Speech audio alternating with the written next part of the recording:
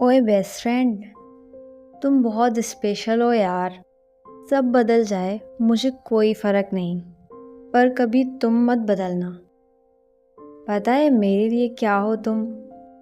میری مسکرانے کی وجہ ہو تم، تمہارے جوکس اور تمہاری باتیں، تم سے بات کر کے بیتی جو راتیں، سب کچھ لاجواب ہے۔ تمہاری دوستی کمال ہے یار۔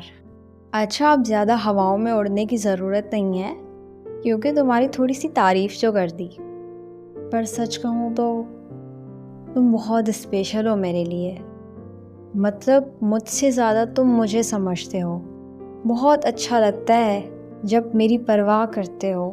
تم سچ مچ لاجواب ہو یار۔ نان سینس سی تمہاری باتیں اکثر ہنسایا کرتی ہیں، اور جب تم سے بات نہیں ہوتی تمہاری بہت یاد آیا کرتی ہے۔ تمہاری بے عزتی کرنے میں جو سکون ہے نا، قسم سے کسی اور چیز میں نہیں۔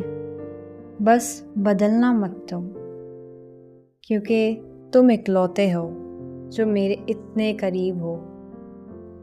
برے اس زمانے میں تم میرا اچھا نصیب ہو۔ اور کیا ہی بولوں، بس اتنا کہنا ہے، تھینک یو یار، اتنا اچھا ہونے کے لیے، ہمیشہ میرا ساتھ دینے کے لیے۔